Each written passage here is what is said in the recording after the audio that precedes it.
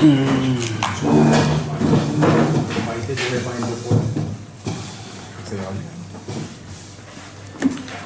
peux faire les Nishmat. Les Nishmat.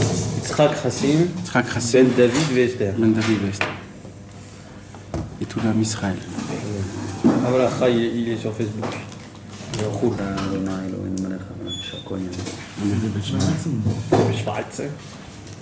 Ezrat Hashem, ce soir, avec l'aide de Dieu, on va commencer une nouvelle Torah. Nouvelle Torah. Jusqu'à maintenant, on a parlé dans la première Torah de la grandeur de l'étude de la Torah. Combien la Torah, elle nous donne de la grâce et que toutes les prières comprises, elles sont reçues, bien reçues. Après, on a parlé de la Tfila, deuxième Torah. Deuxième, on a parlé de la prière. Comment on fait pour qu'elle puisse être reçue de manière parfaite? De quoi elle est composée? À qui il faut l'envoyer? Après, dans la troisième Torah, on a parlé du chant, de la mélodie. On a vu que c'est pas juste un petit thème comme ça dans le monde. C'est la mélodie, elle remet dans elle tout ce qu'il y a dans le monde. En fait, tout le monde en entier, c'est une symphonie. Après, dans la quatrième Torah, on a parlé de la parole, la force de la parole. La parole, sa plus grande force, c'est quand un homme il avoue quelque chose qu'il a fait de mal. C'est très grand et très fort. Rabbeinu a parlé dans cette Torah de la malchoute, la royauté divine, comment la rendre, comment la faire en sorte qu'elle soit comme il faut. Et là, dans la cinquième Torah, on va parler de la prière, mais d'une autre sorte de prière. La prière qui équivaut au cri. Le cri. C'est quoi le cri? Le cri aussi, il fait partie de la prière. Il y a 10 sortes de prières. 10. Il y a un livre en entier qui parle de ça, il s'appelle Sha'arei Tefila. Là-bas, il inscrit, il démontre les 10 choses qu'il y a dans la prière. Et le niveau le plus haut, un des niveaux le plus haut, c'est le cri. Tseaka. Nous, on ne va pas parler que de ça. On va parler aussi de ça, et on va dire que ça fait partie de un des points merkazi, central de la Torah. Cette Torah, la Torah E, la Torah 5, c'est une Torah, mes amis, où elle regroupe en elle tout le judaïsme. Mamash. C'est tout. Tout. Ça, c'est pas comme dans les autres Torahs. Déjà, mes amis, il faut commencer à dire que Rabbi Nathan, c'est la première Torah qu'il a entendue de Rabbeinu. La première. Rabbi Nathan, il s'est rapproché de Rabbi Nachman, c'était le mois de Elul. C'était en mois de... à partir de... quand on dit les Slichot. Et Rabbeinu lui avait dit quelques mots, quelques phrases de la Torah Vav. Mais elle n'était pas encore découverte. Il est resté là-bas, Rabbi Nathan, 2-3 semaines, le mois de Elul, et il a fait Rosh Hashanah, son premier Rosh Hashanah avec Rabbi Nachman. Et Rabbi Nathan, il était rempli de questions. Rabbi Nathan était rempli de pensées fracassantes. Rabbi Nathan, il savait qu'il avait déjà un problème, c'était les pensées. Il était très soucieux. Il était très... il se mettait à l'amende sur tout. Il était très sévère avec soi-même, Rabbi Nathan. Et il ne comprenait pas le but de tout, si on n'arrive pas à les faire à la perfection. Il ne comprenait pas. Et tout le service divin pour Rabbi Nathan, malgré sa grandeur, eh ben, c'était très difficile pour lui. Mis à part qu'il était influencé par son beau-père, Rabbi Nathan, que son beau-père ne comprenait pas pourquoi les élèves du Baal Shem Tov, ils se contredisent l'un à l'autre et qu'il y a de la marloquette. Et ça a embêté Rabbi Nathan aussi à se rapprocher. Quand il est venu à Ouman pour la première fois, Rabbi Nathan, à cette époque-là, il avait, si je ne me trompe pas, 22 ans. Quand il a entendu cette Torah, la Torah numéro 5, qu'on va étudier Bezrat Hashem sur plusieurs semaines, plusieurs mois, ça lui a répondu à toutes les réponses qu'il avait.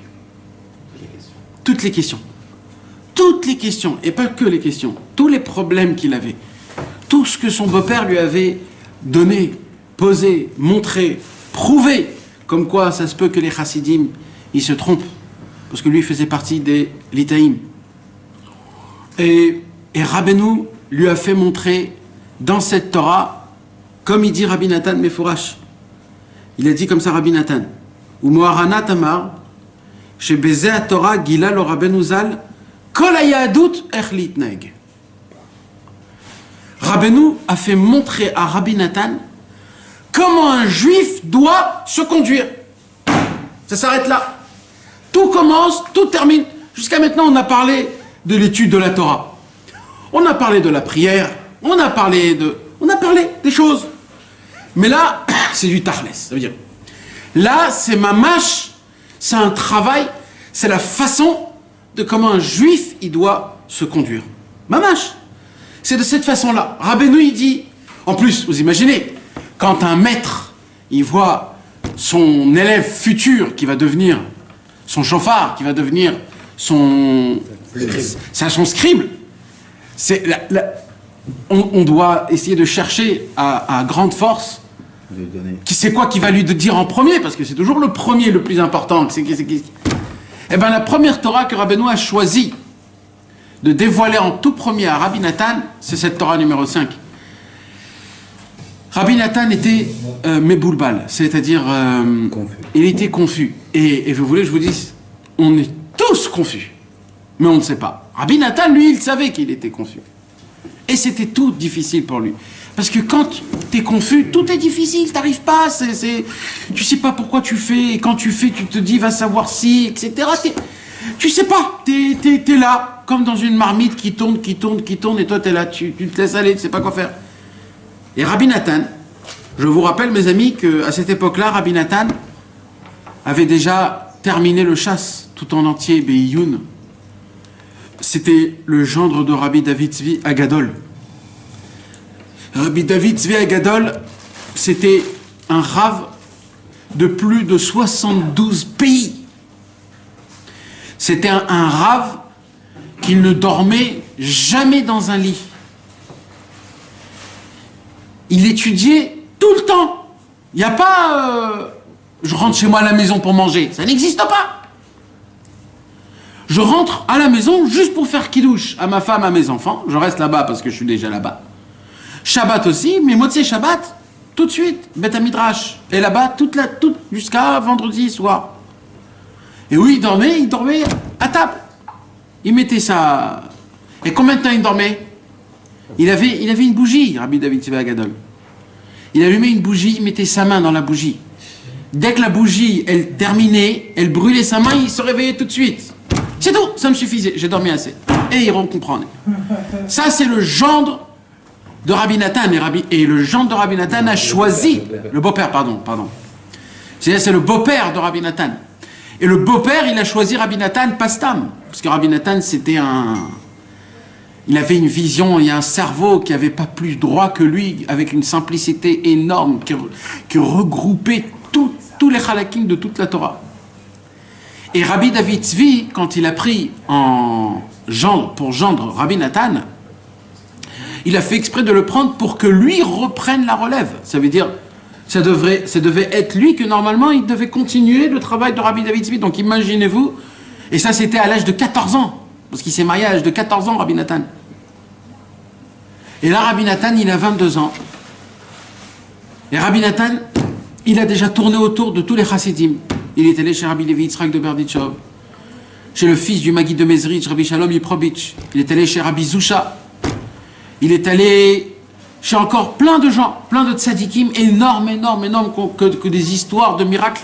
On raconte des livres et des livres sur eux. Il est allé là-bas, il les a côtoyés, il est devenu ses élèves, il a même mis par écrit ce qu'il fallait mettre par écrit. Une grande partie de majorité du livre de Gdushat Levi, de Rabbi Levi Yitzhak de Mevitchov, c'est Rabbi Nathan qui l'a écrit. Mais il lui manquait cette flamme. Il lui manquait cette flamme, ce feu-là qui brûle en toi, que tu sens qu'il y a quelque chose, mais tu l'atteins pas, et c'est pas ce qui se passe, et tu sens un manque, tu sens que ta vie, elle passe à côté de toi, tu sens qu'il y a un truc qui se passe, et c'est pas avec toi. Et là, pour la première fois de sa vie, avec tous les problèmes, avec toutes les questions, avec tous les confus qu'il avait dans sa tête, Rabbi Nathan, pendant Rosh Hashanah, entre les 2 jours de Rosh Hashanah, Rabbeinu, il ouvre sa bouche et il dévoile la Torah numéro 5 qu'on va étudier. Et depuis que Rabbi Nathan a entendu cette Torah, la numéro 5, Rabbeinu lui a fait un seder, un ordre dans sa vie, comme jamais au monde il y a eu. Rabbi Nathan, il s'est rappelé de ça toute sa vie. Toute sa vie, il s'est rappelé de ça. Dans cette Torah, c'est la première fois où Rabbi Nathan nous parle de faire de la tfila sur la Torah, le inyan de la Torah et tfila. C'est pas écrit mes fourrages, mais il lui a fait rentrer déjà Rabbeinu ce inyan. On parle de la simcha des mitzvot. C'est quoi la simcha des mitzvot? Parce que quand un homme il est confus, quand un homme il ne sait pas s'il fait bien avec Hachem, alors toutes les mitzvot qu'il fait, il sera toujours be'atzvut. Parce qu'il ne sait pas s'il fait c'est bien. Il ne sait pas si ça a de l'effet dans le ciel. Et ainsi de suite, plein de questions, plein de trucs. Là, Rabbeinu lui a dit, arrête. Fais les mitzvot besimcha.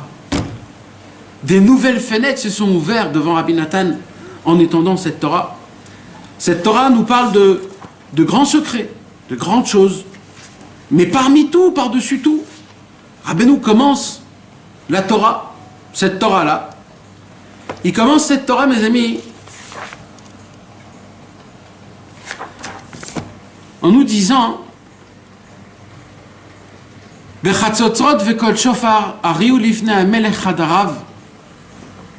dans un Teilim qu'on lit tous les Erev Shabbat, Shiru dans les Chuneranena, le Mizmor numéro 98.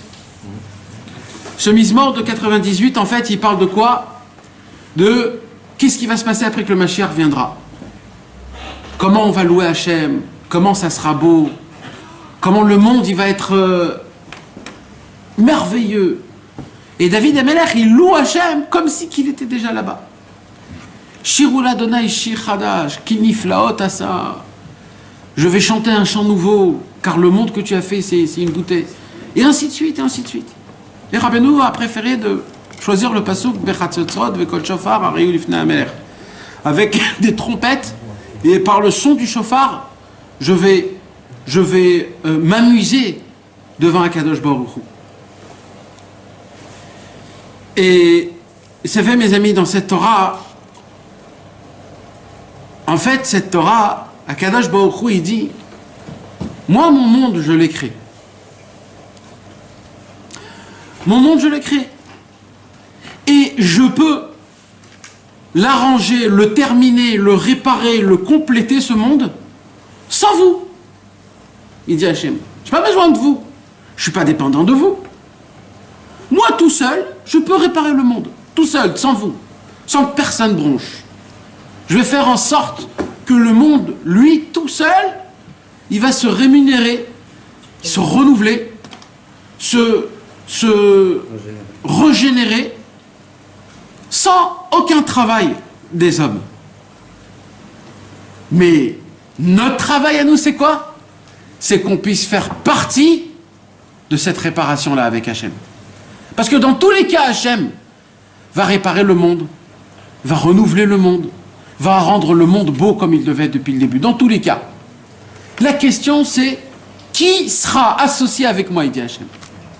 Je vous propose cette association. C'est une association. Je permets à tout le monde d'être associé avec moi à la réparation de ce monde. Comme aussi, j'ai besoin de personne. Et nous, notre travail, c'est de faire en sorte de faire partie de cette réparation-là, avec Akadosh Baruch Hu, de réparer ce monde, c'est la plus grande gloire. C'est un énorme un srout de pouvoir participer pour ça.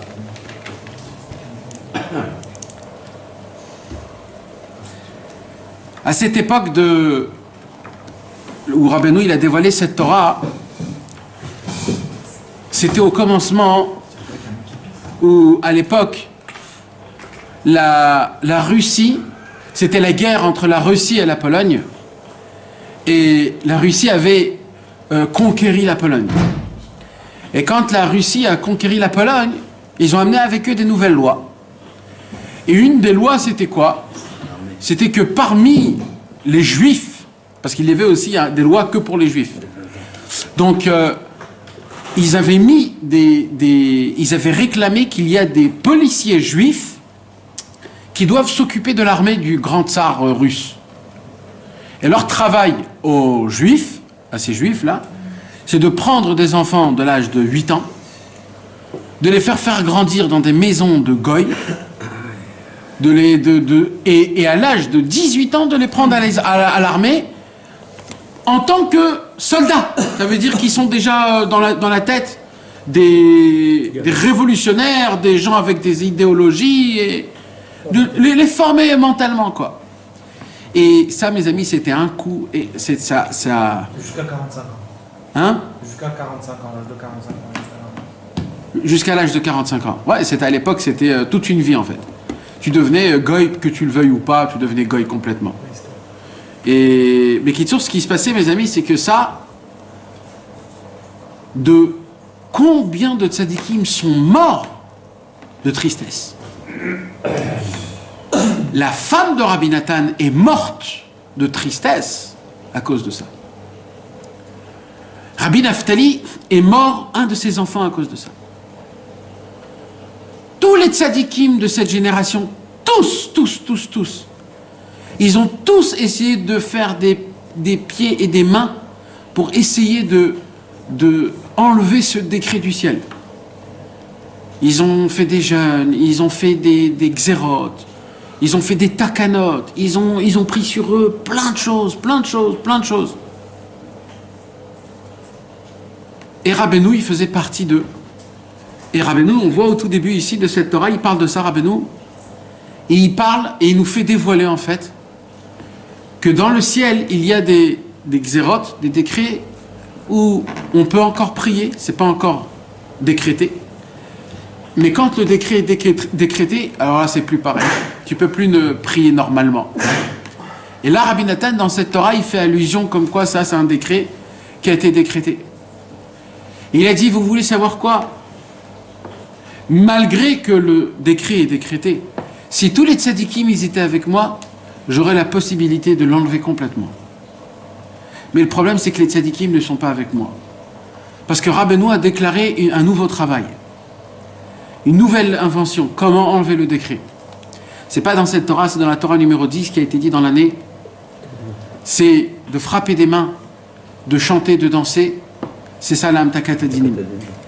Malheureusement, les tzadikim de la génération, ils se sont moqués un petit peu de Rabbeinu quand il a dévoilé ça. Mais Rabbeinu, il a dit, malgré leur grandeur, malgré leur... Ils se moquent. Mais moi, je repoussais le décret jusqu'à 25 ans. Et comme Rabbeinu a dit, comme un homme de parole, 25 ans, année pour année, plus tard, après que Rabbeinu, ça faisait 10 ans qu'il était déjà mort, le mamash, le décret, il s'est arrêté parce qu'il y a eu une mort dans la famille du tsar russe. Après, c'était un frère qui avait pris, et après le frère, il est mort, c'était un deuxième frère qui a pris, le deuxième était contre les juifs. Dès qu'il est rentré dans le pouvoir, il a tout de suite mis cette xéra, et là, ça a fait un massacre, que Dieu nous en préserve. Et on voit que Rabbeinu, il avait un grand travail énorme. Et ça a commencé par cette Torah. Rabbi Nathan a dévoilé plus de 7 halachot dans le Likutei halachot sur cette Torah. C'est énorme, mes amis. C'est beaucoup. Il n'y en a pas beaucoup des Torahs où il y a plein d'halachot. Il y en a pas beaucoup.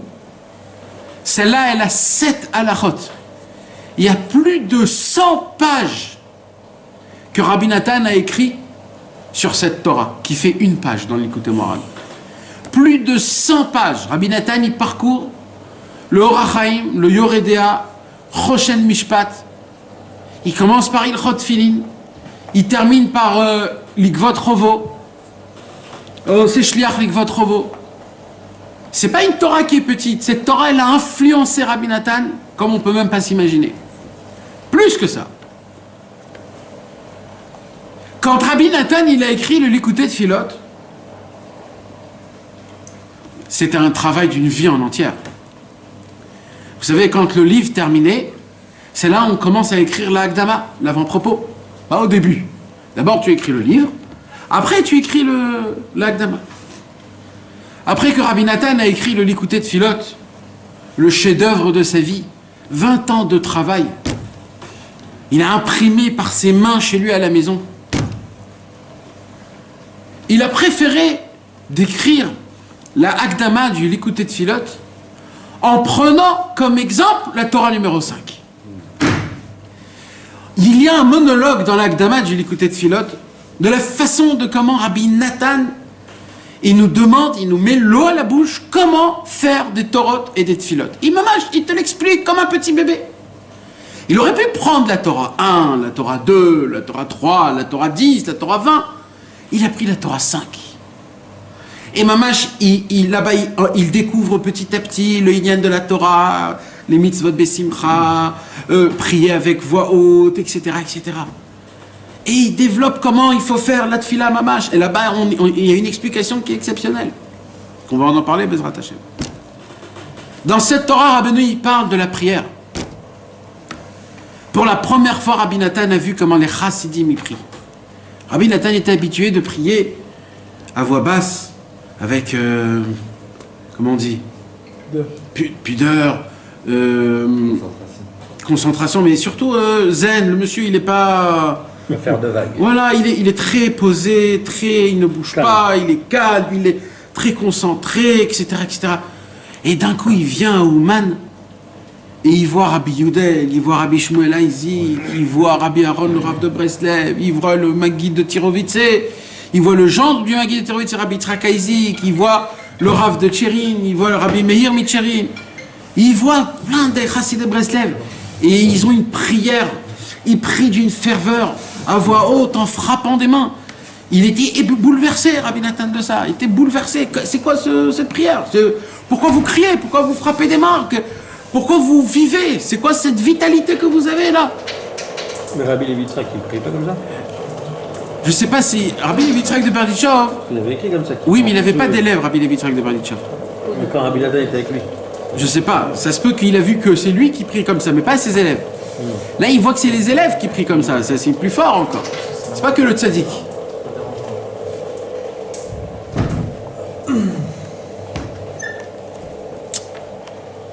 Donc, en fait, ce qui se passe, c'est que Rabbi Nathan a été ébloui de ce travail-là.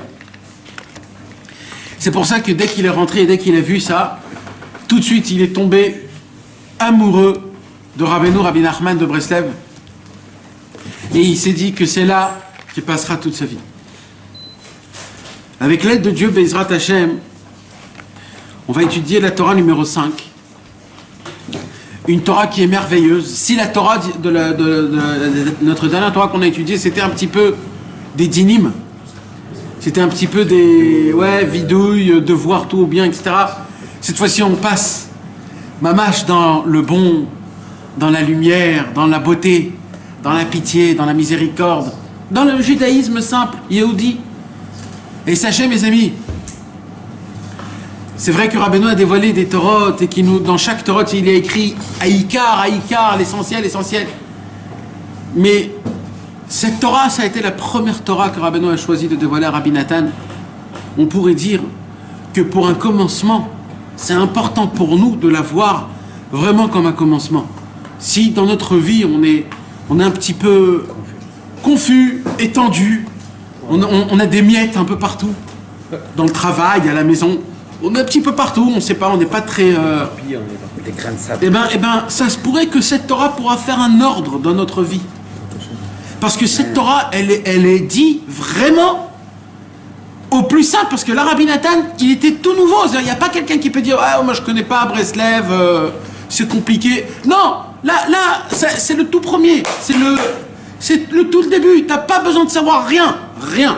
C'est là que ça commence. Et tout ce qu'il y a ici écrit, c'est ça le chidouche, parce qu'il y a un chidouche qu'on va lire tout à l'heure, c'est un chidouche qui est Seif Aleph. On va commencer. Rabbi Nachman de Breslev a préféré de commencer la Torah numéro 5 par une Gemara, la Gemara Sanhedrin. Dans la Gemara Sanhedrin,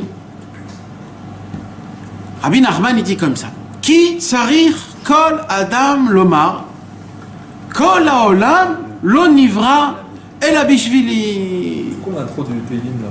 Bechatzatzot vekol shofar. Ça, dans chaque Torah, Rabbeinu il commence par un pasouk de Télim, par un pasouk. Et à la fin de la Torah, il explique ce pasouk. Donc pour l'instant, on ne sait pas. Mais à la fin de la Torah, il va te faire montrer toute la démonstration qu'il a fait, comment ça rentre dans le pasouk. D'accord? Donc là, on commence. Première étape, premier échelon. Car tout homme a le devoir de se dire: le monde a été créé que pour moi. Comme ça, Rabbi Nachman, il dit. Et Rabbi Nachman, d'où il le prend ça? De la Gemara. Bon, comme un bon élève, on va aller prendre la Gemara Masechet Sanhedrin, on va ouvrir la page de la Metzaïn, et on va chercher qu'est-ce qu'il y a écrit là-bas. On commence à lire. Et quand on commence à lire, on voit que Rabbeinu a changé le texte de la Gemara. Dans la Gemara, il y a écrit une autre chose. Dans la Gemara, il n'y a pas écrit Ki tsarich kol adam lomar kol haolam lo nivra ela bishvili. Là-bas, il y a écrit Chayav adam lomar bishvili nivra olam. Je vais vous le faire en français. Rabbeinu il dit: tout homme doit dire le monde a été créé que pour moi. La Gemara elle dit tout homme est obligé de dire le monde a été créé pour moi. C'est quoi la différence? Il a descendu de... Que. Dans la Gemara elle dit tout homme doit dire que le monde a été créé pour moi. Ok. Et pour toi, et pour toi, et pour toi. Chacun. Chacun il doit se dire pour moi. Et aussi, chacun pour chacun. Là, Rabbeinu dit non. Je vais essayer d'aiguiser un peu plus. Il dit Rabbeinu, tout homme doit dire que le monde en entier, Kol haolam, là-bas pas écrit Kol. Kol haolam, le monde en entier, tout ce qu'il y a, les pierres, les arbres, le cosmos, tout n'a pas été créé que pour toi, seulement toi. Hein? Et personne d'autre. Il n'y a rien. C'est toi le vrai patron. Il reformule aussi le Chayav en Tsarir. Aussi. Ça a l'air moins fort. Il se doit. Dans ça aussi, on va parler. Dans ça aussi, il y a une kavana. Mais là, je vais essayer d'aiguiser le inyan de comment Rabbeinu a aiguisé la charayut, c'est-à-dire la responsabilité. Parce que Rabbeinu, il dit, ça veut dire quoi que le monde n'a pas été créé que pour moi? Que maintenant, je vais me permettre d'apprendre ce que j'ai envie, faire ce que j'ai envie. Il a été créé que pour moi. Il a été... Parce que c'est comme ça qu'on dit dans la l'onivra et la bishvili. Ouais. Ouais, mais c'est en hébreu, en français ça se dit pas, mais en hébreu c'est comme ça. Il n'a été créé. C'est une négation. Ah, n'a été créé, ok, j'ai compris. N'a été créé que pour moi. Tout le monde n'a été créé que pour moi, ok. Parce que sinon son inverse n'a pas été Ok. créé pour moi. Ok. Il a été créé pour tout le monde. Ok. Sauf pour moi. Alors il dit Rabbeinu, il dit comme ça. Toi, tu crois que le monde n'a été créé que pour toi? Ça veut dire que je peux me permettre de faire ce que j'ai envie? Aïe! Malheur à l'homme qui dit un truc pareil. Il dit, Rabbeinu, il dit, c'est pas juste un poème, c'est pas un slogan. Il dit, Rabbeinu, c'est le Emet, le Amito. Nous, on peut pas le comprendre parce qu'il y a plein d'hommes dans le monde. Et il dit, mais chez Hachem, il y a une sorte de création où il y a un monde en entier, où dans ce monde qui contient la planète et le soleil et la lune, il y a un seul homme sur cette planète. Et c'est qui? C'est Dov. Et c'est toi le patron. Et il n'y a personne d'autre. Et il y a un autre monde. Et il n'y en avait pas d'autre. Après, il y en a un autre où il n'y a que moi. Et il n'y a pas d'autre. Nous, on ne peut pas comprendre parce que nous, on est très, très matériel. Mais Akadosh Baruch Hu, lui, à ses yeux, il ne voit personne. Il n'y a que toi dans le monde. Ben, il n'y a que toi, il n'y a que toi. Maintenant, ça, mes amis, cette parole, ça a été un chizouk pour Rabbi Nathan comme on ne peut même pas imaginer. Parce qu'il dit Rabbeinu, si maintenant je prends en considération la parole de la Gemara comme une parole qui pèse un million de tonnes, ce mot-là a été dit pour le plus grand tzaddik et les plus grands rachats. Parce que la Gemara, elle dit d'où j'apprends ça, la Gemara. J'ai oublié de vous dire en fait. La Gemara, comment elle arrive à dire une parole pareille? La Gemara, elle dit, on a vu que Akadosh Baruch Hu a voulu créer le monde, l'homme, à son image. D'accord? Alors il a créé Adam Arishon. Maintenant la Gemara, elle pose, Adam Arishon, c'était la volonté de Dieu, mais pas ses enfants à lui. Peut-être les enfants d'Adam Arishon, ils n'ont pas été créés à l'image de Dieu. Mais on voit que Adam Arishon, il avait deux yeux, l'un à côté de l'autre, avec un nez au milieu, et une bouche en bas aussi au milieu, et deux oreilles à droite à gauche. Et on a vu que son enfant, il avait la même chose, et son petit enfant, il a fait la même chose. Donc apparemment, on dit que Dieu a créé l'être humain à son image, c'est pour tous les êtres humains du monde. Si c'est pour tous les êtres humains du monde, la Gemara pose une question exceptionnelle. Pourquoi chaque homme n'a pas le même visage? Si on est fait comment dire, l'image de Dieu, pourquoi on n'a pas tous le même image, le même visage? Pourquoi on n'est pas tous pareils? Et d'avoir aussi le même visage qu'Adam Arishon. Et plus que ça, Kadosh Baruch Hu, il s'éloge en se disant, je n'ai jamais créé deux choses pareilles. Dans tout, dans les arbres, dans les fleurs, dans les feuilles, dans les neshamot, dans les cheveux, dans tout, je n'ai jamais créé deux choses pareilles. C'est pas un chevar, normalement ça doit être...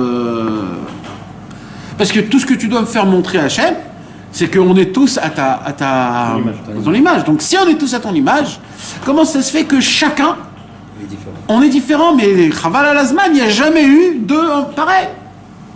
C'est ça que la Gemara, elle pose. La Gemara, en pourparlant pendant des heures et des jours, elle arrive à une conclusion. C'est que apparemment, on est tous des meyouchadim, comme on dit. Je sais pas si... Non. On est unique. Et comme on est tous uniques, on est tous des rois. Et pourquoi le monde a été créé que pour toi, et que pour toi, et que pour toi, sans les mettre ensemble. Ça veut dire quelque part, sans toi, le monde, il explose. Chaque seconde. Le monde a besoin de toi. La raison pour laquelle Dieu a créé le ciel et la terre depuis il y a 6000 ans, quand il a écrit tout ce qu'il allait se passer, c'est qu'il se disait, je vais créer lui, pour que lui, il me donne raison à la création que j'ai créée dans ce monde. Pour que, grâce à lui, je dise, ah, ça valait la peine de créer ce monde, rien que pour lui. Et comme ça, Hachem, il attend toute notre vie de se dire, sur nous, est-ce que ça valait la peine que je crée le monde ou pas? Si on arrive une fois dans notre vie à faire montrer ça à Hachem, on a gagné toute notre vie. Une fois, pas plus. Pas 10 fois, une fois, ça suffit. On a tout gagné. Mais alors il dit Rabbeinu, il dit maintenant, mes amis, j'ai quelque chose à vous proposer, il dit Rabbeinu. J'ai un concept tout nouveau de découvrir comment percer cette connaissance-là. Là, il dit Rabbi Nachman, pour ça, il faut le vivre de manière avec une annulation forte. Parce que, mes amis, je vais vous dire un truc. On ne peut pas passer aussi vite à la deuxième ligne. Il faut le vivre, que le monde n'a pas été créé. N'a été créé que pour moi. Il faut le vivre, ça. Parce que regardez comment il continue, Rabbi Nachman, qu'est-ce qu'il dit. Et ça, mes amis, Béhémet, Il faut qu'on en parle, il faut qu'on le vit. Parce que quand on lit Rabbi Nathan autour, quand on voit un petit peu les Mefarshim, on comprend que quand un homme il vit de tel, il vit une autre vie. Bémet. Parce qu'il s'en fout du monde. Il ne regarde pas autour de lui. Puisqu'il comprend que c'est lui, tout dépend de lui, tout c'est lui. Il n'y a plus rien que lui, il n'y a que lui. Il n'y a rien autour, il n'y a plus de kavod, il n'y a plus de gava, il n'y a plus de hanava, il n'y a plus rien. Tout simplement, tu es un serviteur d'Hachem. J'ai lu une histoire il y a quelques jours, j'ai eu les frissons dans tout mon corps. Une histoire très simple. Mais une histoire. Un jour en Amérique, après la guerre, après la Shoah, il y avait plein de juifs qui sont partis en Israël, il y en a qui sont partis en Amérique, il y en a qui sont partis en France, il y en a qui sont partis je sais pas où. Et il y avait beaucoup de rabbinim qui sont partis en Amérique parce qu'ils ont entendu qu'il y avait plein de juifs là-bas. Alors ils se sont dit, qui va s'occuper de nous aussi, on va aller là-bas. Alors ils sont allés habiter là-bas. Et là-bas, il y avait deux grands tzadikim dans un endroit en Amérique. Deux grands. Je vous parle de ça il y a 60 ans. Juste après la Shoah, quoi. Et, ouais, 75 ans. Et il y avait un grand rave, donc, qui s'est dit, dès que j'arrive en Amérique, il faut à tout prix que j'aille voir le rave en tel. Tout là-bas. Ils ne se connaissaient pas. Alors il arrive en Amérique, et il voit que c'est spécial, c'est pas comme il connaît, c'est le monde, le grand monde, etc., etc. Alors, il dit comme le grand rave, l'autre, je ne me rappelle plus des noms. Je crois que c'était le rave Kaminitsky, le Rabbi Yaakov Kaminitsky. Je crois, je suis pas sûr. Et il fait un voyage très long, à l'époque c'était une semaine de voyage dans le train et tout. Il arrive là-bas et il commence à se parler. Et ils ont une conversation d'une nuit en entière, comment rendre l'Amérique juive. Et ils parlent comment il faut faire, comment ça, et qu'est-ce qu'il faudrait faire, ouvrir une yeshiva, etc., etc. Et après qu'ils parlent de tout ça, ils disent, mais, Kvod Harav, excusez-moi, on a le même âge, et on vient de la même ville. Où vous avez étudié dans votre jeunesse?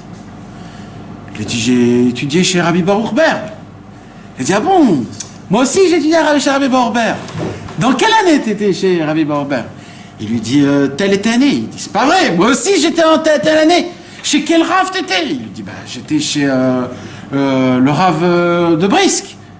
Il dit, mais même moi j'étais chez le rave de Brisk.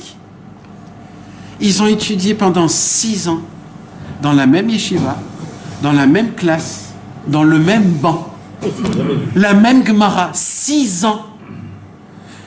Et un ne connaissait pas son ami, parce qu'ils n'avaient pas le temps de se connaître, de se parler. Ils étaient enfouis dans la Gemara et ils avaient que la Gemara et toute leur vie c'était la Gemara et le mec qui était juste à côté, il ne connaissait pas. Il a fallu 40 ans qu'il passe pour qu'il apprenne que le grand fameux rave d'Amérique c'était son ami de classe. C'est la folie, c'est pas il y a 5000 ans mes amis, c'est là, c'est notre... C'est fou quand même, comment, quand on veut choisir de faire partie d'un concept et qu'on le vit béhémet, t'es dans un autre monde. Mamache. Je vous raconte une deuxième histoire que j'ai lue aussi, que ça m'a fait un choc. Un jour, il y avait Rabbi Ezra Atiya, le Rosh Yeshiva de Porat Yosef. Le rave de tous les rabbanim des Sfaradim, le rave du Rav Ovadia Yosef, le rave du Rav Ben Sion Abba Shaul, le rave de Rabbi Yehuda Tzadka, le rave de tous les grands de Rabbi Kadouri, Rabbi Ezra Atiya. Quand Rabbi Ezra Atiya il est mort, alors pour les 30 jours, ils ont fait une grande fête. Et ils sont allés voir le Chavruta de Rabbi Ezra Atiya. Il s'appelait Chacham Sasson. Il a écrit un livre dans la Kabbalah, Bati Legani, 5 Halakim. On lui a dit, comme tu étais le Chavruta 30 ans de Rabbi Ezra Atiya, monte devant le stander et raconte-nous un petit peu 30 ans qui a eu le mérite, 30 ans d'étudier avec Rabbi Ezra Atiya, C'est monumental, personne au monde a eu ce mérite-là. Il a dit, je vais vous dire la vérité, je ne connais pas Rabbi Ezratia.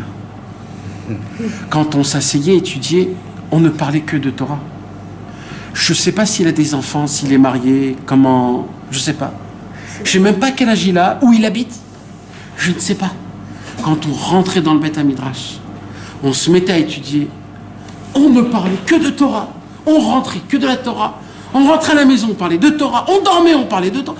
On ne parlait pas d'autre chose. On ne parle pas d'autre chose. Ça, c'est un mec sérieux. C'est un mec sérieux. Il dit, je ne peux pas vous aider pour les 30 jours, je ne peux pas vous raconter, je ne connais pas c'est qui Rabbi Ezratia. J'ai juste étudié avec lui 30 ans. C'est tout, c'est tout. À part ça, je ne connais pas sa vie. Là, le concept qu'on va lire, mes amis, c'est un concept que normalement, il nous change notre mode de vie, notre vision de vie à 360 degrés, mes amis. Béhémet. Ah pardon, alors à 80 degrés, à 180 degrés.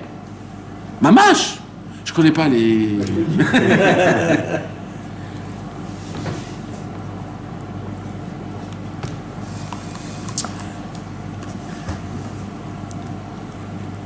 La semaine dernière, c'était les élections. Tout Israël a bavé des paroles à 2,50 francs pendant des jours et des semaines. Et les rabbinim sont tombés dedans en disant comme ça et comme ça et comme ça. Je rentre pas dans le... Mais tout le concept, c'était quoi? C'est que tout l'homme Israël dans chaque ville, il croit en un être humain, un mec avec un gros ventre, avec des sandales, ses pieds qui sortent des sandales, et qu'il est sûr que c'est lui qui va emmener la délivrance à cette ville. Et tout le monde, ils sont là, ils attendent, et ils se croient, mais lui, mais non. Mais il y a même des gens qui se bagarrent entre eux à cause d'un mec qu'ils connaissent même pas. Et tout ça pourquoi? Parce qu'ils croient en un mec, que ce mec-là leur avait fait rêver. Oui, la ville doit être belle, et la ville, elle doit être comme ça, on doit construire des maisons comme ça, et ça doit être comme ça. Et les gens parlent comme si que... Mais tout ça, c'est de la fumée, il n'y a rien de tout ça. Mais rien de tout ça. Mais mes amis, cette vision-là, c'est une vision, en fait, que Rabbeinu nous apprend. Il nous dit, il n'y a pas un Rosh Haïr. On doit être tous des Rosh Haïr, pas des Rosh Haïr. On doit être des Rosh HaMemshala. On ne doit pas être des Rosh HaMemshala. On doit être des empereurs du monde. C'est là ça qui nous apprend Rabbeinu. Rabbeinu nous apprend d'être des personnes où le monde en entier compte sur toi. En fait, je vais vous dire un truc. Mais pour comprendre ça, il faut un peu rentrer dans Walt Disney. Le jour où vous êtes nés, mes amis, chacun de nous tous ici, le jour où on est né, ce jour-là, toute la création du monde, depuis ce jour-là, toute la création du monde, et quand je dis tout, je suis mitkaven de tout, ça veut dire tout, il nous supplie de regarder, de le regarder, de faire attention à ce monde, de voir où il y a des manques, où il faut réparer, comment on peut améliorer, car il n'y a que toi qui peux améliorer. Et toute la création du monde a les yeux devant nous. Et il nous regarde. Est-ce qu'il va faire attention à moi? Est-ce qu'il va voir que je suis en manque? Et qu'est-ce qu'il va faire attention qu'il doit me réparer? Il n'y a que lui qui peut me réparer. Et nous, on est là, égocentrique. Je pense à tout, mais en fait que à moi. Je peux soi-disant parler de tout, mais tout se résume à moi. Rabbeinu, il te dit, je vais te proposer un marché. Rabbeinu, il te dit, je vais proposer un marché, ce marché-là, pour que tu puisses vraiment le vivre comme ça, il faut une chose. Il faut de la croyance en soi. Emouna be'atzmi. Parce que si on n'y croit pas en nous-mêmes, c'est pas la peine de commencer la Torah 5. Le commencement de la Torah 5, c'est sache, mamash, que le monde en entier dépend que de toi. Mamash, c'est-à-dire mamash. Mais ça, mes amis, c'est simple, parce que dans les Pirkei Avot, il y a écrit toujours mets-toi en sorte dans ta tête, comme si que le monde du bien, il est à 50%, et le mal, il est à 50%, et maintenant tout le monde dépend de toi. Si tu fais bien, tu penches la balance du bien. Si tu fais du mal, tu penches la balance du mal. Comme ça, il dit les Pirkei Avot. En sorte, ces mots-là veulent nous dire un peu ça. Mais là, Rabbeinu, il te dit que tu sois tzaddik ou rachat. Ce que Rabbeinu, il a dit que le monde n'a été créé que pour toi, c'est pour tout le monde. Comme le tzaddik, comme le plus grand rachat. Dans le ciel, le plus grand rachat devra donner des comptes. Pourquoi il n'a pas vécu en tant que, avec cette pensée, cette vision que le monde n'a été créé que pour moi. Mais ça veut dire quoi que le monde n'a été créé que pour moi? Alors Rabbi Nachman, il continue. Nimtza, de là où on apprend que chez Haolam Nivra Bishvili, si le monde a été créé. Mais vous imaginez, le monde a été créé pour moi? Non, vous imaginez pas, c'est pas possible. En fait, ça veut dire qu'Akadosh Baruch Hu, il était assis avec ses anges. Il a dit, connaissez Nathan Usan? Peut-être que je lui crée un monde que pour lui. Oui, des fusées, des Lamborghini, les plus grands trucs, tout, rien que pour lui. Et on lui crée un monde. Et il a créé un monde. Et c'est comme ça, Bémet. Bevadaï. Là, Bevadaï. Bevadaï, on parle de ce monde. On parle de ce monde. Parce que ça sert à rien, là, il a été créé. Hein? Il a été créé. Non, mais il a été créé, d'accord, mais ça il n'y a pas de Lamborghini, il n'y a pas la grandeur d'Hachem. La Lamborghini, elle fait partie de la grandeur de Dieu aussi. Si elle existe, que oui. Le fait est que les gens, ils font une autre utilisation de ça. C'est une autre histoire. Mais la Lamborghini, elle a un inyan avec Akadosh Baruch Hu spécial avec la Lamborghini. Et la Ferrari pareil. Et le mal pareil. Et le bien pareil. Tout un guilouille de Hachem quelque part. Maintenant, chacun son travail. Chacun, il a un truc. Mais dans tout, il y a un guilouille Hachem. Là, il y a un kavod de Dieu qui est caché. Obligatoire.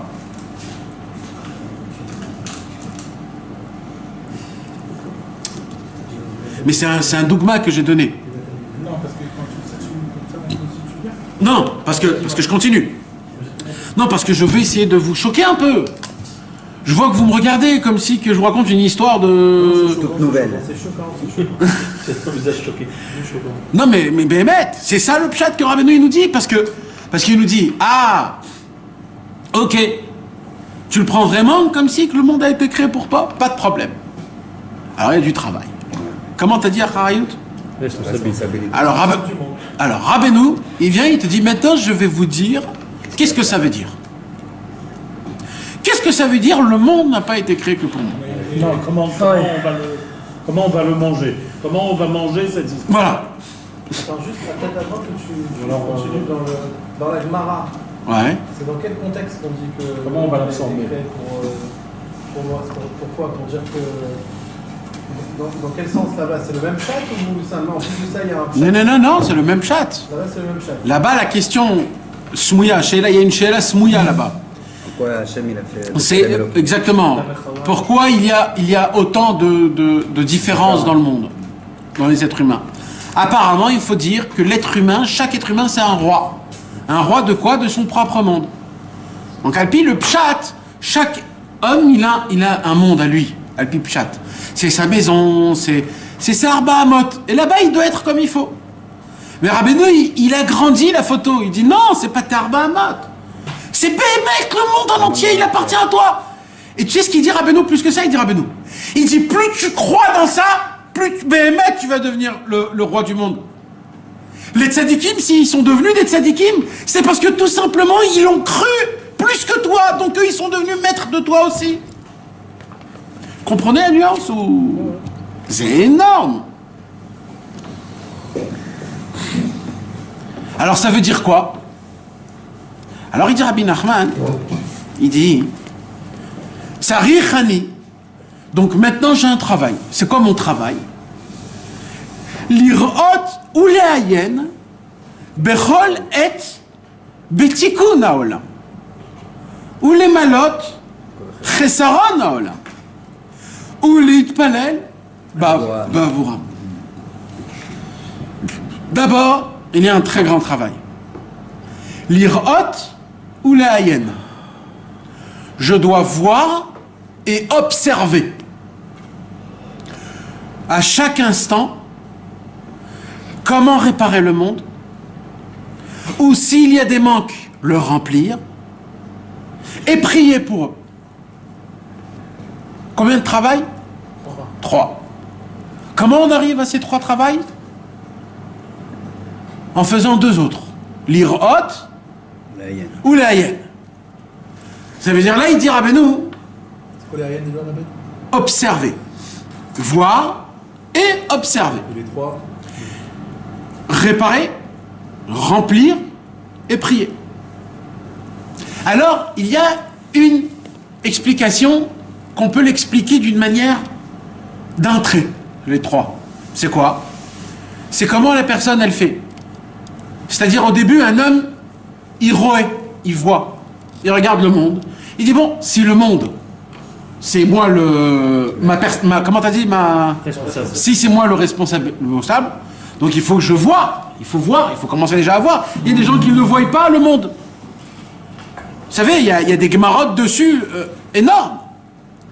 Comme quoi il y avait des tzadikim. Il y a une gemara qui dit comme ça, écoutez bien, si David Amelech ne serait pas dans le monde,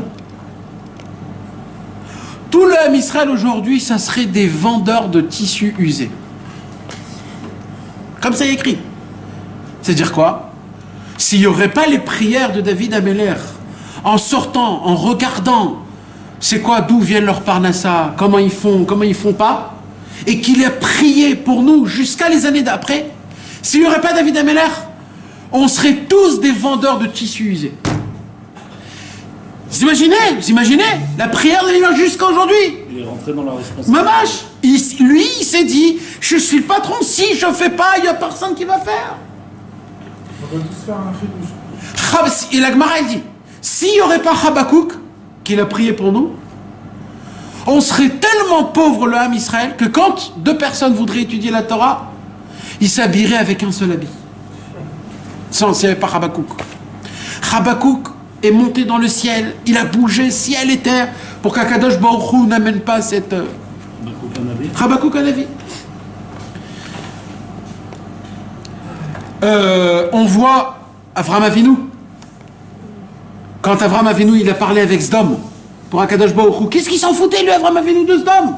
C'est des Réchaïm, qu'est-ce que j'en ai à faire moi d'eux? Non, il s'est battu. Moshe Rabbeinu, quand tu avais le veau d'or, il s'est battu. Il a tout fait en sorte. Et il a dit à Hachem, maintenant, même dans le futur, s'ils referont un veau d'or, quand tu dis c'est pardonné même pour le futur. Hachem, il lui dit, t'exagères là-haut. Charbonnier dit, c'est la condition, sinon je ne prends pas les tops de la loi. Je ne les prends pas. Sinon, ça ne sert à rien. Le jour où ils vont refaire, il n'y aura plus rien. Alors, quand tu me dis, Mahoul, c'est même pour le futur. Allah, il a dit, allez. Grâce à lui, aujourd'hui, on a une existence. C'est des extrêmes. Hein? Ils sont un à chaque fois, c'est des extrêmes. D'accord. Mais ça existe. D'accord, mais ça existe. Dis-moi, Oui. sur 600 000, il y avait d'autres dans le désert. Ils ont fait aussi que le monde il était fait et aussi, ils ont dû faire des choses exceptionnelles pour Nahon, mais on ne sait pas. Là, tu vas à l'extrême. non, mais. Non, chacun à notre échelle, chacun à notre. Non, mais on voit qu'il y avait un travail pas que pour la génération, pour même les millénaires d'après. C'est-à-dire, David Amelech, il a réfléchi en regardant en l'an 2018. Et là, il a enlevé la Gezerah de. Je sais pas si ça veut dire regarder le monde. Alors, attends. Alors, déjà, c'est ça. Donc, on va expliquer ça d'un premier pshat. En tout cas, plusieurs pshats. Le premier pshat, c'est de faire de ça un seul trait, une histoire. L'irot ou la yen betikun haolam, ou les malot chesron haolam, ou l'itpalel bavuram. D'un seul trait, c'est quoi? Un homme qui se dit, bon, le monde, c'est ma responsabilité, ok, donc je sors. Voilà, je sors, je commence à l'irot. Quand je suis l'irot, il n'y a rien qui se passe. Parce que toute la journée, tu es roué. Alors Rabbeinu, il te dit, c'est pas juste l'irot, mon frère. C'est la hayen. Essaye de observer. Quand tu vois un monsieur, ton voisin, qui sort avec une tronche pas comme il faut, tu dois pas dire... tu dois te dire, qu'est-ce qui s'est passé? Pourquoi? Tu viens, tu lui dis, Baba, Shalom Bokertov, comment ça va? Ça va bien? Tu lui fais un petit sourire. Tu essayes de le luminer. Qu'est-ce que... Ça te coûte de l'argent? Non. Là, tu as fait les hayen. Tu as regardé. Alors maintenant, quand tu commences à les hayen, à ouvrir tes yeux, d'un coup, tu entends plein de malheurs, d'un coup. Plein de choses. Tu vois d'un coup des choses de fou. Tu te dis, mais qu'est-ce qui se passe? Alors là, qu'est-ce qui se passe? Ça continue. Qu'est-ce qu'il dit Rabbeinu? Donc tu veux tout de suite le réparer. Tu veux réparer, mais tu n'arrives pas. Parce que c'est pas toi le réparateur. Alors il continue Rabbi Nathan. Alors il dit alors, où les malotes? Si tu peux pas réparer, alors remplis son manque. C'est pas une réparation. C'est juste tu remplis son manque. Mais des fois tu peux pas remplir le manque de quelqu'un. Si c'est une perte d'une famille. Alors en fin de compte, c'est Ulit Palel Ba'avura. En fait, on monte, on descend, c'est ça? Donc d'après Rabbi Nachman, point final, c'est d'ouvrir les yeux et de prier pour le monde. Premier pshat. On a compris? En passant par des étapes de... On essaye de faire une ch'taloute, j'ai l'impression. Nachon. On essaye. C'est de là où je viens à expliquer mon deuxième pshat. Il y a un deuxième pshat que chaque mot est pris tout seul. C'est pas une seule photo. Il dit, ah ben non, il y a plein de travail là à faire. Il y a un travail, c'est l'irot. C'est déjà de regarder. Et après, il y a un autre travail. Parce que juste le fait de regarder, ça fait déjà partie de la Kol Ha'olam Lo Nivra El Bishvili. Parce que ça y est, tu t'es rentré dans ces chaussures-là. Donc ton premier travail, c'est l'irot. Tu dois regarder en tant qu'un inspecteur. Même si tu peux rien faire. Ton travail, c'est de regarder où il y a des problèmes, où il n'y a pas de problème, qu'est-ce qui se passe, comment ça se passe. On voit que Rabbeinu, il entendait les Hadashot. Il demandait tout le temps, qu'est-ce qui se passe avec le monde. Rabbi Israël, tout le temps, il demandait les Hadashot. On allumait la radio, qu'est-ce qui se passe à cette heure. Rabbi Israël, il y avait des temps où toutes les heures, il disait allumer les Hadashot. On lui disait, mais Rabbi Israël, qu'est-ce qui peut se passer en une heure? Non, allume. C'est un truc, on ne sait pas. Jusqu'à que le fils de l'Égypte, il est mort. Comment il s'appelait Nasser. Rabbi Israël, il avait un combat avec lui toute la nuit, il a combattu avec Nasser. Et il a dit, je l'ai gagné Nasser, je l'ai combattu. Et le lendemain, il est mort la nuit. Et c'est pour ça qu'il voulait allumer la radio pour entendre s'ils le disent ou pas. Non, c'était le fils du président syrien. C'est ça, comment il s'appelait Nasser? Non. Assad, exact, c'était Assad. C'était le fils du président syrien. Nachon. Ouais, il y avait un très grand Inyan là-bas. Mamash, il a combattu le malach de Ishmaël. Il a eu un combat toute la nuit, il a combattu, il a crié, il était en sueur. C'était toute une histoire. Ouais, c'était très très grave. Il y a aussi quand la princesse, elle s'est mariée avec l'arabe, l'anglaise. Alors Rabbi Israël, il avait parlé de ça, que c'était l'union de Esav et de Ishmaël, et que si l'enfant il naissait, c'était très grave. C'était le Mashiach de eux, ils pouvaient conquérir le monde. Mais Rabbi Israël, hein? On sait pas. Non mais Chané, Bassof, Rabbi Israël, il a fait ce qu'il a fait et il y a eu ce taxi qui est rentré, qui a pris la... Mais c'était des choses qu'on voyait. Un bonnet Bressel dans la voiture.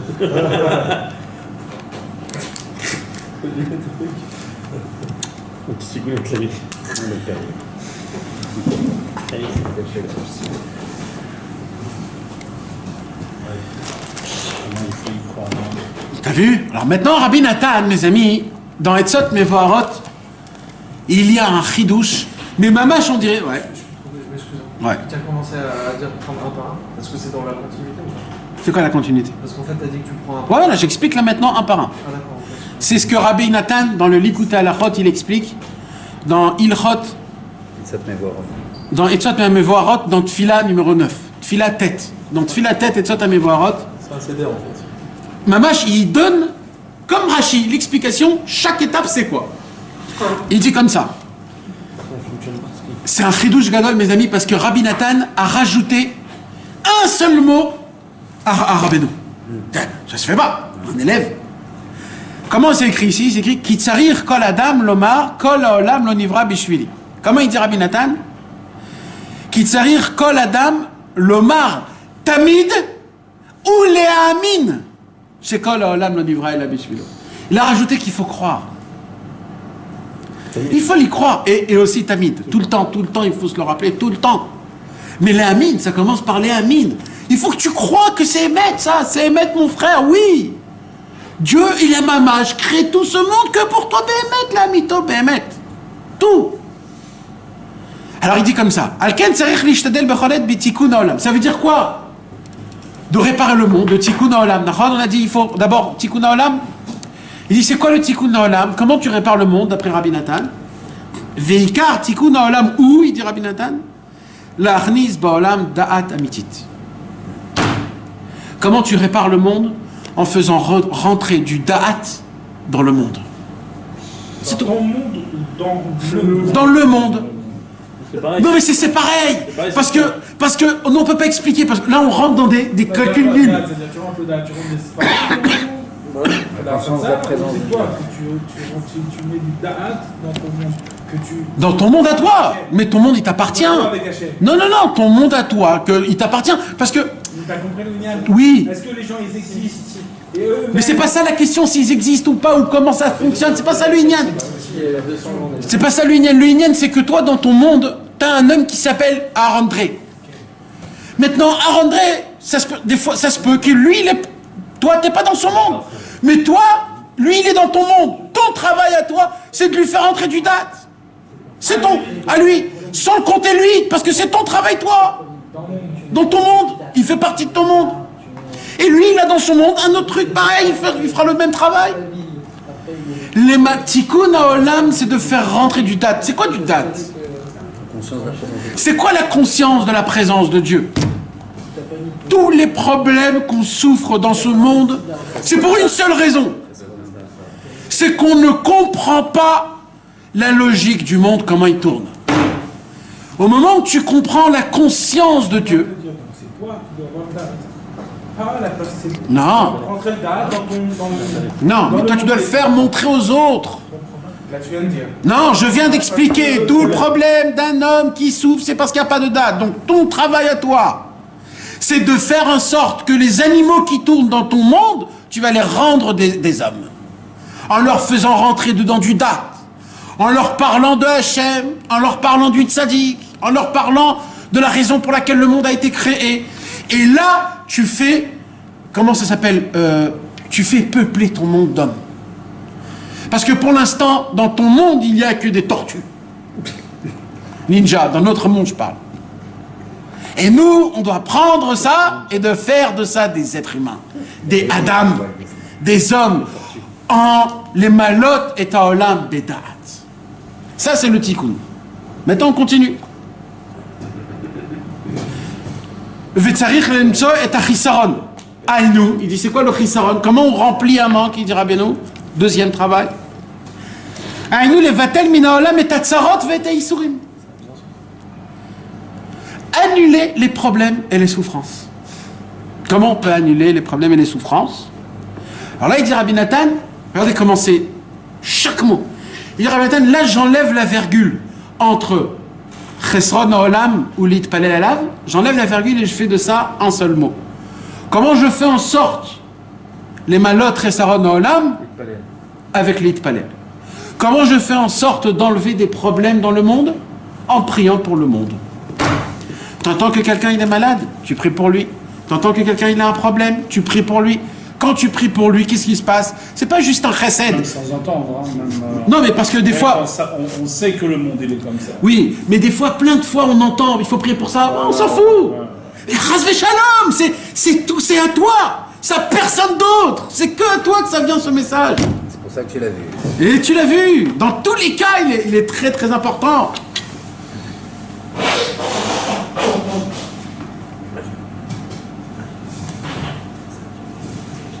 Dans tous les cas.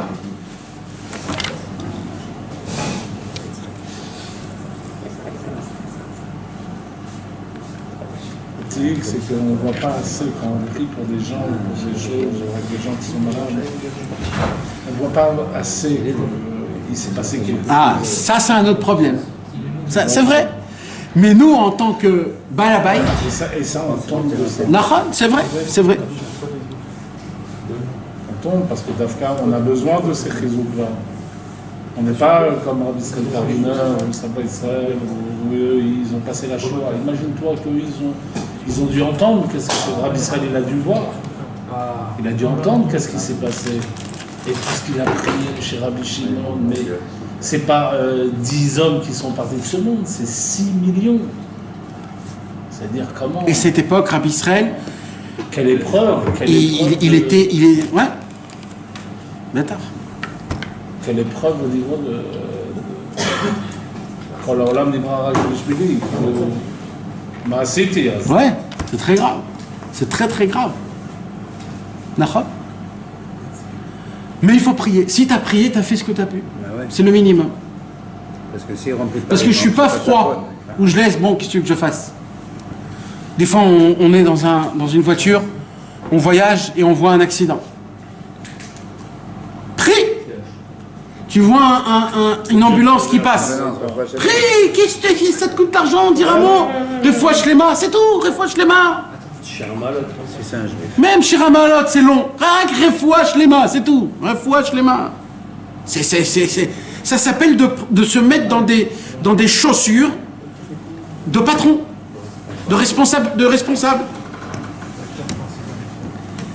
Et là, il dit Rabbi Nathan, dans les deux niveaux, dans le niveau spirituel et dans le niveau matériel, quand tu vois des hommes, au lieu de crier ou de faire des remontrances ou de se foutre de la tête des gens qui font des péchés et de rigoler sur eux, prie pour eux. Comme l'histoire de Rabbi Meir et de sa femme. Sa femme, elle a dit à Rabbi Meir, quand Rabbi Meir, il souffrait, Rabbi Meir. Il y avait des gens qui le haïssaient, qui voulaient le tuer, qui voulaient lui faire du mal. Et il a dit à sa femme, je vais prier pour qu'il meure. Alors sa femme, il lui a dit, si tu vas prier, prie pour qu'il fasse tes chouvas. Pourquoi pour qu'il meure? Et Bémet, il a fait ça, et ils ont fait des chouvas.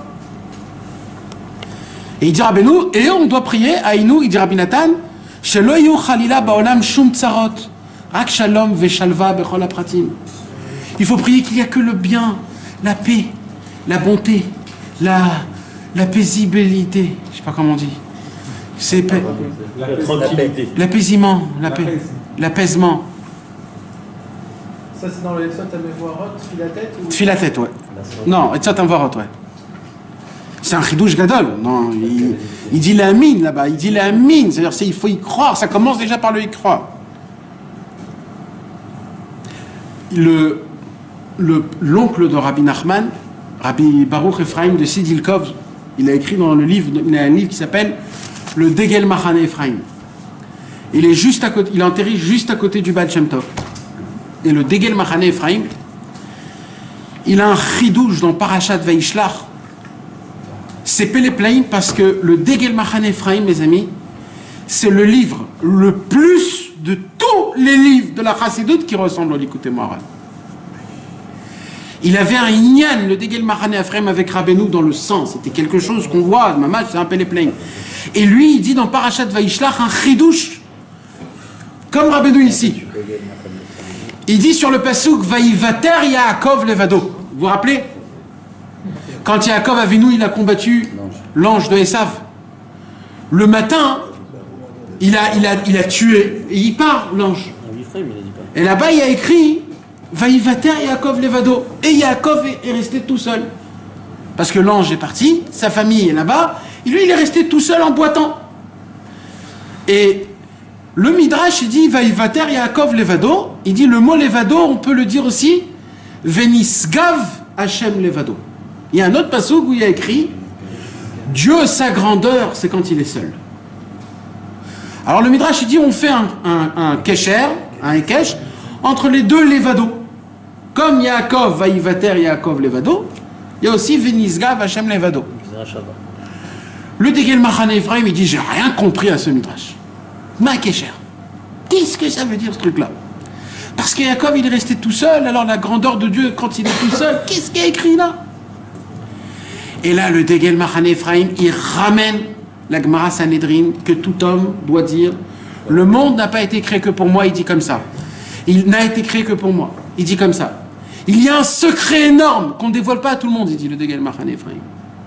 C'est le secret de la solitude.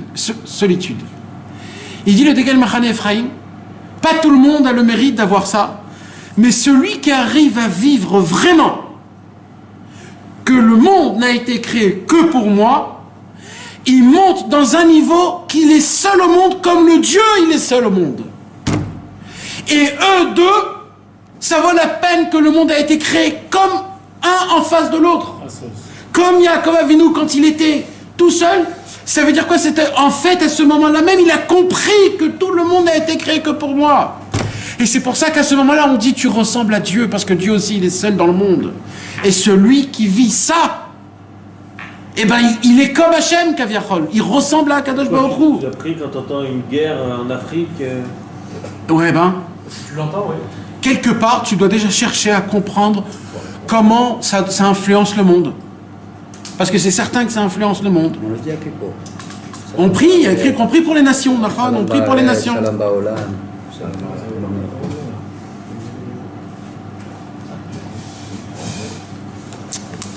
On a des rasras, mais je ne pense pas compris quand il y a des accidents chez les goïms et tout, on a des rasras. Moi j'ai une rasra. C'est quoi? Ils s'en foutent complètement. Non, mais même comment ils vivent. C'est pas la peine qu'on doit avoir, c'est vraiment de prier pour la compassion. Chez lui, très durement, très proprement. Et on doit prendre ça, on doit y penser à ça un petit peu. Et peut-être prier pour eux. Hein? Oui. Ouais. Si t'es vraiment le patron, parce qu'il n'y a pas comme ça ou comme ça. Ici, il n'y a pas de... Il te dit, là, c'est à toi. Mais tu sais ce que ça veut dire, en fait? C'est-à-dire, si vraiment c'est ton monde, c'est que si les Africains, ils crèvent de faim, quelque part, c'est à cause de toi. Parce que ça t'appartient. Donc, c'est dans tout, c'est dans tes cordes. T'imagines la Emouna qu'il faut... Mais quand un homme, il commence à vivre sur ce... Tu deviens un tzaddik. Parce que quand il se passe quelque chose, tu dis, oh, Ribono Shel Olam, c'est à cause de moi, je te demande pardon, Kratati Aviti Pachati. Mais tu t'imagines, c'est que ça, Béhémet. Non, pas peut-être ça à cause de Si. C'est un Chayem Moran Mefourach, ça. Un Chayem Moran Mefourach que Rabbeinu, il a dit à Rabbi Yudel. Rabbeinu, il a dit à Rabbi Yudel une etza, un conseil. Pour. Donc ils font pas tort, les goïms, quand ils disent tout c'est de la faute des juifs. Bah, Vadaï. Nahon. Enfin, ils ont pas tort. Eux, ils ont de l'antisémitisme. Exactement, eux, ils ont de la haine. Ouais, voilà. Ils ont de la haine, ils sont arrivés ça par la haine. Ouais. Mais nous, dans le Hémet, bien sûr, tout c'est nous. Et je vais aller même plus loin. Tout c'est de la faute des Chassidei Breslev. Béhémet. Parce que Béhémet, c'est eux les seuls qui ont une conversation tous les jours d'1 heure avec Hachem. C'est eux les seuls qui essayent de faire un travail de réparation mondiale. La Fatsa, les livres. J'ai pensé à ça récemment, que si on faisait une tournante au niveau des horaires de la PMF, de l'ISFOS, toutes les heures de la journée, apparemment il n'y aurait pas de décret, il n'y aurait pas de mauvais décret. Nahon. C'est ce qui a marqué là-bas dans le Sifat Haras. Nahon, Béhémet. Il ne va pas y avoir. Nahon. Donc pour ça, il faut appeler sans arrêt pour le monde. Oui, C'est pour toi. oui, bien sûr.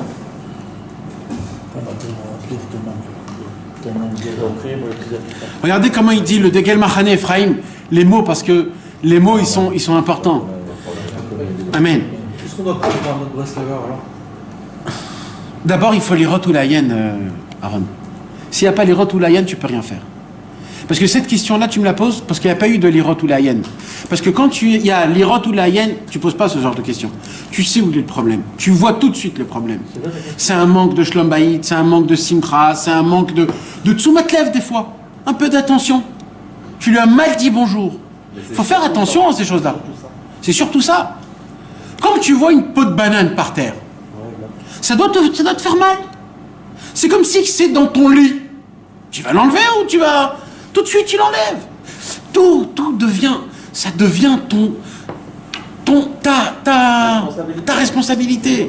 Ton arba amot. Ça, c'est matériel, mais il y a spirituellement. quand tu commences à voir comment les gens, de quoi ils parlent, et c'est quoi qui les occupe, tu dis les pauvres ceux-là, les pauvres, c'est de ça qu'ils parlent, de la politique. Tu as entendu ma question? Oui. C'est pas ça ma question. Ta question c'est qu'est-ce que je dois prier? Non, pas compris. Pour un autre Breslever, qu'est-ce que je dois prier pour lui? Ouais, pour un autre Breslever, ben, Pour un autre Breslever que je vois, voilà. De manière générale. Juste par rapport à Juste de manière générale, pas de manière. C'est pas parce qu'il y a un problème ou quoi que ce soit quand je le vois, qu'est-ce que je dois prier pour lui? Parce que t'as vu. Mais ce que tu Il a pas ressens, forcément de moi. Mais si par exemple je le vois heureux et que ça me fait plaisir, je sais pas. voilà. ben c'est très bien. C'est bien. Donc là, il n'y a pas de... c'est lui qui doit prier pour toi. Non, mais même, tu demandes. S'il n'y a pas de problème, il n'y a pas de problème. Non, c'est ce que je te dis. Tout le Inyan, c'est de réparer le monde. Tu comprends? C'est ça tout le Inyan. C'est de renforcer un réparer le monde. Maintenant, imagine-toi, on se met dans la peau d'aujourd'hui, d'accord? Non, mais il faut que excuse-moi, il faut que je comprends un peu sa question.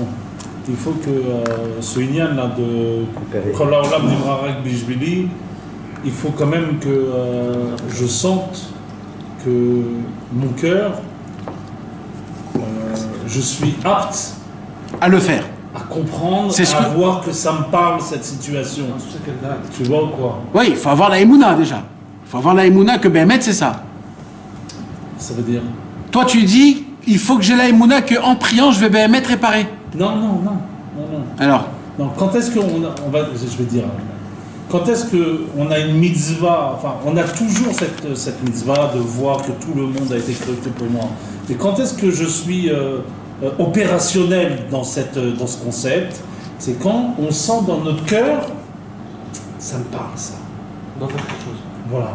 Quand tu sens que c'est répétitif, ce que j'entends ou ce que je vois ou les manques de cette personne, c'est quand tu sens que Hachem Yitbarach, il te l'emmène devant toi. Il te fait voir un manque, il te fait voir un manque au niveau du monde, un manque au niveau des peuples, un manque au niveau de ta famille, de toi-même. Quand c'est répétitif et que tu sens que dans ton cœur ça te parle, t'es raouille de ça, alors là, ouais, tu vois, oui, quoi, oui. là c'est... Par rapport à ta Neshama, tu ressens que c'est un travail qui t'appartient. Sinon, après, bon, il faut faire attention, il y a aussi le ribouille dans ça. C'est exactement ce que là. Vous savez, mes amis, il y a une Gemara.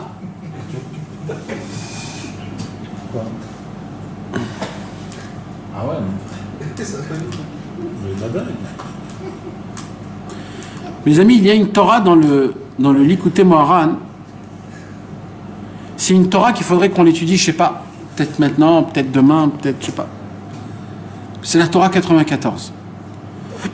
Dans la Torah 94, on dirait que c'est un pirouche sur cette ligne qu'on vient de lire. Si vous pouvez vous rappeler, peut-être si vous voulez l'ouvrir dans le Kitvé, Torah 94. Il y a une semaine. C'est une petite. Toute petite Torah. Vas-y.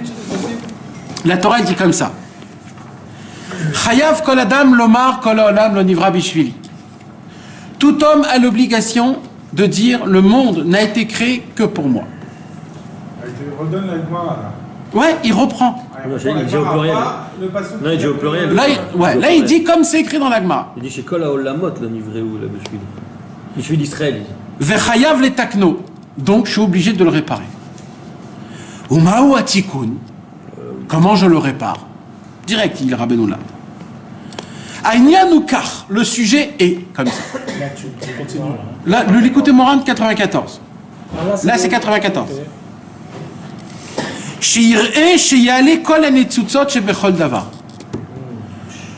C'est-à-dire, c'est comment tu répares le monde. Il y a des étincelles saintes dans tout le monde, des netzutzot. C'est quoi des netzutzot? C'est des parties divines qui sont tombées au tout début de la création du monde à cause d'un ribouilleur. Et maintenant, ces étincelles saintes, ils ont été mélangées avec les clipotes. Et ton travail à toi, c'est de venir dans ce monde-ci et de les extirper, les élever. Va netzutzot, c'est quoi alors les netzutzot? C'est quoi des étincelles, en parlant normal? Otiot, c'est des lettres, des mots, des lettres. Nimtsa, ma'ale otiot, donc le travail c'est d'élever des lettres. Comment on élève des lettres? Il dit Rabbeinu, en parlant. Quand tu parles, tu élèves des lettres. Parce que c'est quoi parler? Parler, c'est comme cueillir des fleurs jusqu'à que tu fais un bouquet de fleurs qui est très beau. Ce bouquet de fleurs, c'est un mot. Tu as pris des lettres comme un bouquet et tu les as mis en mots et tu as fait de ça un bouquet. Il dit Rabbeinu, quand ton œil, qui est un kéli, voit quelque chose brisé, tu le répares en mettant les netsutsot, les lettres, en parlant, en priant pour la chose, tu l'as réparé. Parce que tous les manques, c'est un manque de lettres. En parlant, tu remets les lettres. Et quand tu remets les lettres, tu as réparé la chose. Donc la réparation de tout revient à une parole. Plus de ça, il dira Rabbeinu, puisque aussi les lettres, ce sont un récipient pour recevoir l'abondance de Dieu, comment on répare la chose? Quand tu pries à Hachem, les lettres que tu fais sortir de ta bouche créent un récipient pour la chose que tu as priée, pour que la chose que tu as priée a son manque, a sa réparation de ce qu'il avait besoin. Comme ça, il dit la Torah 84. Un petit exemple.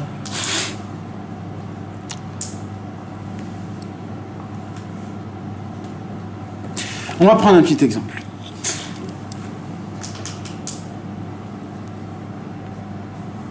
Tu rentres dans une synagogue, dans une keïla, et tu vois que dans la keïla, il y a 2-3 petits points que ça crée un vrai problème tout le temps.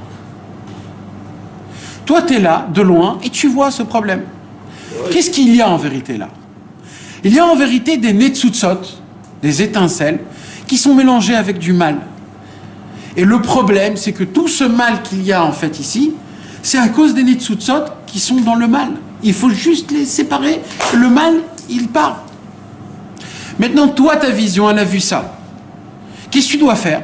Toi, tu ne comprends pas les mots, les lettres, les netsutsot. Tu dis, Ribono shel olam, moi, comment j'ai vu les choses, c'est comme ça. À mes yeux, je crois qu'il faudrait faire comme ça. Et là, tu commences à dire, tous les mots que tu vas sortir de ta bouche, ces mots-là, en fait, c'est ça qui va séparer les netsutsot des klipotes, qui va créer le récipient pour qu'il y ait de la bracha et du shalom dans cette Beth Knesset, grâce à tes mots. Et là, tu as vu quelque chose de mal, tu l'as réparé en priant, t'as tout fait le monde. Ça valait la peine que tu naisses, rien que pour ce moment-là. Rien que pour ça. Et là, Hachem, il dit, 6000 ans, rien que pour ça, ça valait la peine. Mais bon, d'après Rabbi Avraham ben Rabbi Nachman, on ne fait pas de lien entre Torot. D'après Rabbi Avraham ben Rabbi Nachman, quand on étudie une Torah, on reste que dans cette Torah. Et normalement, toutes les questions, les réponses, ils sont dans la Torah que Rabbi a dévoilée. C'est un klal de Rabbi Avraham ben Nachman. Donc, on avait une question par rapport à ce klal. Enfin, moi, c'est pas tellement le sujet, non, mais juste Après la vidéo. Oui. Non, parce qu'après on rentre dans Mamash dans un autre lien. Mais ça, c'était juste pour ajouter le Inyan. Non, Juste pour donner raison. j'ai pas dit que c'était. T'as pas entendu ce que j'ai dit. C'est klal numéro 1. T'as pas entendu ce que j'ai dit. À chaque fois, t'as dit après. C'est comme ça qu'il a fait. צריך אני לראות ולעיין בחולת בתיקון העולם ולמלות חסרון העולם ולהתפלל בעבורם. Je veux juste vous lire comment le Degel Machane Ephraim il dit ces mots dans le livre, parce que ces mots ils sont trop forts. Ça a coupé sur Facebook. Je sais, il n'y a plus de batterie. Là-bas il dit comme ça. Ki hu aikar baolam. Un homme qui croit vraiment, qui vit vraiment de la manière que le monde n'a été créé que pour lui, c'est lui qui devient l'essentiel du monde. Tout le monde, il est Tafel. Vous imaginez de quoi on parle? Tafel, Ikar. Vechol haolam tfelim elav. Le monde en entier, il est Tafel à cet homme. Il se rabaisse. Vous savez, il y a des halachot dans les brachot de Ikar et de Tafel. Quand tu prends un crembo, tu fais Mézonot ou tu fais Sheakol dans le crembo? Alors là, la elle te dit c'est quoi le Ikar et c'est quoi le Tafel? Comment on dit L'accessoire. l'essentiel et l'accessoire. Ça veut dire quoi? Ça veut dire que tu vas manger quelque chose sans faire la bracha. Pourquoi? Parce qu'il est accessoire. Là, on te dit, le monde, il est accessoire devant toi. C'est-à-dire qu'on ne le compte même pas. T'imagines de quoi on parle? Celui qui arrive à vivre dans ça. Ve'enot tzarich lahem. Il n'a même pas besoin de personne. Rak kulam tzrichim lo. C'est tout le monde qui a besoin de lui. On dirait qu'on parle du tzaddik, là, mamash. Eh ben là, il parle de nous. Il parle de l'homme qui a pris sur lui de vivre. Il va arriver comme ça. Mais non, c'est le commencement de tout, mamash. Il va arriver à faire ça, il va arriver là-bas.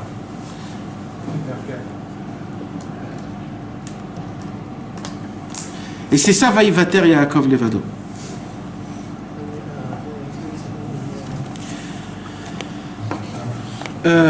Je voudrais pas passer de continuer parce qu'après on va rentrer dans un nouveau concept.